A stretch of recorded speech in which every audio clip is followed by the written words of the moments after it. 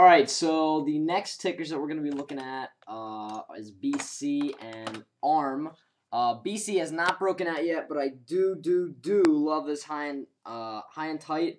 The breakout is a-coming, hopefully. Volume really wasn't that good today. We did breach that $1.3 to $2 million range. As you can see down here, we breached it, but again, Friday's decline was just disgusting. We recovered from it, but I mean, it almost looked like we were gonna break down. Let's zoom in here a little bit. 20-day simple moving average has really propped the price up, as well as that price support of, let me find it, 1541. Now 15 is in there. We could technically drop that down to this, and I might even keep that there. But right now, the only range that we're looking at is around 1540 to that high from about 2 weeks ago, 1662. Any breakout above that, and I think we're looking in the high 18, high 19 area. But again, I'm looking for this breakout. High and tights are a very high probability trade, and I do love trading them. ARM, on the other hand, did break out today. We had an ascending trend line, an ascending triangle price pattern here that did continue to break out. 1461 was the high of the day, and it closed 3 cents below it. That is sweet.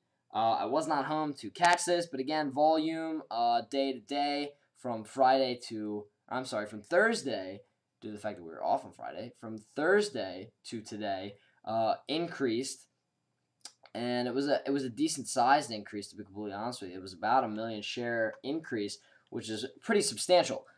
So I am looking for this to pull back in the morning. I'm actually looking for the whole market to pull back in the morning, and then we can push a little bit into the afternoon and end fairly strong. Not much news coming out tomorrow. Let me upload this over here. Bingo. Not much news coming out tomorrow. We have the Red Book, Goldman store sales. But again, we have minutes coming out at 2, so it really depends on what is kind of in the minutes, what's not really in the minutes. The auctions may have a little bit of an impact on the market in the afternoon. But again, I think it's going to be an all-around interesting day, what we're going to see. But I do like this breakout on Arvin Meritor, and I will look for a pullback tomorrow so I can get into a position on a swing long. CBL is another one that I'm looking for a swing long. The momentum on this sucker is sick. It's a big Momo move, not a lot of short float. Short float on this thing is 14%. It's one of the lower ones that I have on my list. I mean, normally we're looking at above 18, so 14% is fairly low in comparison to the other tickers on this list. So, but the Momo right here, I mean, we're looking at the 5-day crossing over the 10-day. Big push, possible pullback tomorrow, but I'll tell you what, we break out above that 1550 level, and bingo bango, I think we could really get a profitable position off of this. FBP, the next 3 tickers are awesome tickers. I'm so stoked for them to break out. We did get a little bit of a taste of a breakout today, again, 1435, but this thing is just getting started. When we break over 290, I mean, if we hold this breakout today that we had above the 200-day simple moving average, if we break 290 tomorrow, I am so in, and I'm just going to ride it. I am going to ride it from $3 all the way to $3.50, and I'm going to let it go. This is a massive short squeeze. The short float on this is 27%. Moving to the next short squeeze. If we break out above PCBC's ascending triangle here, I think that we can make a fairly large move to 230, above 2, but I'm actually looking for this to also break out.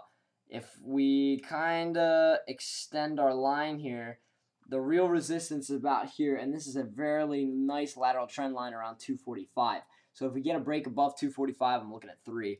But it all depends on what kind of volume comes in to the trade and how big the squeeze is in the regional banks as well as in PCBC itself. Short float for PCBC is 22%. If we go to the next ticker, SFI, this was added for this week's list.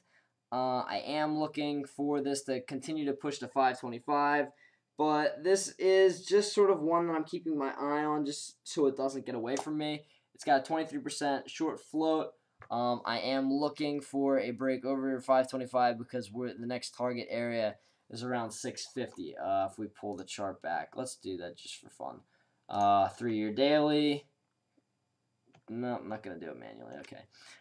Yeah, next area is around 650, and we get that from up here because we break out above 525, which is around this area here. Boom, next move is going to be 650. Of course, that's going to take a lot of time, but if you're into swinging large short floats, I don't know why, instead of just scalping, well, not really scalping, but being a short-term trader and having that mentality and getting quick profit, 10%, 10% here, 10% there, and just analyze the price moves and the price action of these things. That's kind of what I'm looking for in the last 3 tickers, as well as all of these tickers, but specifically for FBP, PCBC, and this one, SFI.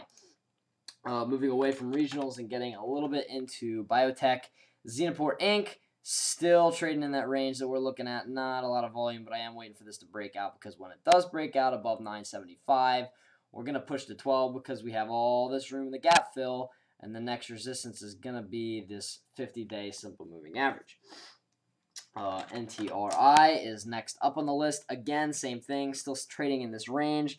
I got smacked on Friday. I was pissed.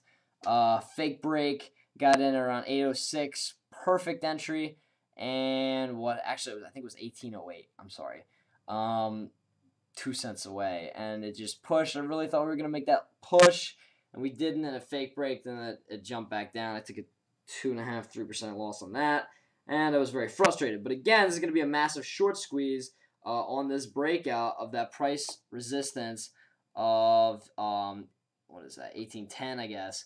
And if we continue to push higher, if we get the volume to push higher, I really think that we can make a decent push above at least the 50-day slow moving average. We could see some heavier resistance around the 200-day slow moving average and the 1925 secondary price resistance area. But I think we can make a decent push, especially since short float on this is 43%. So a lot of people don't like this stock, and if we do get a squeeze, a lot of those shorts are going to be going away, and you're going to be seeing a big push from buyers for Nutrisystem. If we go to Teradyne, again, another breakout that I'm looking for above 1160. Great volume accumulation today, and the next target area is going to be around 13. So this is another swing long. If we continue this volume, I'm telling you, if we continue this volume, there are a lot of setups out there that we can really profit off of. I am so excited if we continue this volume and we can really get into this next leg up. Last but not least, the one that I was talking about earlier in the first video is Solar Fund Power Holdings. I am looking for a developing high and tight here, and I'm also looking for volume as our tell for a breakout or a breakdown. We have the 100, the 50, and, well, actually we have a sequence of simple moving averages, the closest one being the 100-day simple moving average. But we have 750 and around about 8, let's call it, just to kind of flatten out the support and resistance. And if we get a breakout above that, I really think that we're going to continue to push. Not a big short float. It's about 11%. So this is going to be just a little dinker when it comes to short floats. More of a momentum play. But again, high and tights, high probability. That's what we're looking for. And it's going to be a quick in and out trade that we can really profit off of above $8. That is all for you guys tonight. Enjoy your evenings, enjoy your mornings, and good luck for the rest of this week. Have a good one, guys.